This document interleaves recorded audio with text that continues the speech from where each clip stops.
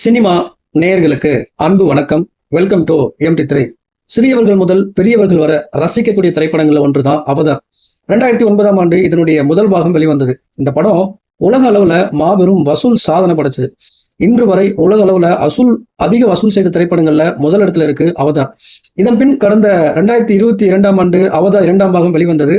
நல்ல வரவேற்பை பெற்றது. ஆனால் முதல் பாகம் செய்த அளவிற்கு வசூல் செய்யல அப்படின்னு தான் சொல்லணும். நாளை அவதார் 3ஆம் பாகம் ரிலீஸ் ஆக இருக்கு.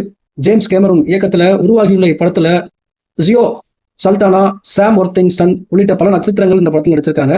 இந்த நிலையில அவதார் 3 திரைப்படத்தினுடைய முன்பதிவு குறித்த தகவல் வெளியாயிருக்கு.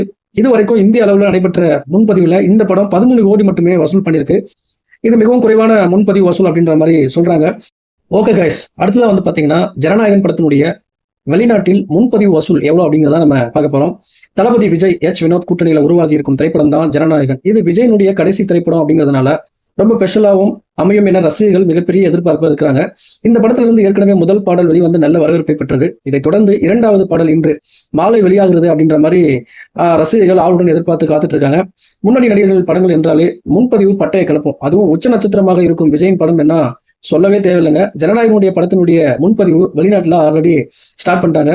படத்தினுடைய ரிலீஸுக்கு இன்னும் 20 நாட்களுக்கு மேல இருக்கும் நிலையில வெளிநாட்டுல தொடங்கியுள்ள இந்த முன்பதிவுல இதுவரைக்கும் 28 லட்சம் வசூல் வந்திருக்கு அப்படின்ற மாதிரி சொல்றாங்க. ரிலீஸுக்கு முன்னதாக முன்பதிவுல மொத்தமா எவ்வளவு வசூல் வரப்போகுது அப்படிங்கிறத நம்ம பொறுத்திருந்து பார்க்கலாம். அடுத்த அப்டேட்ல சந்திக்கிறேன். நன்றி, வணக்கம்.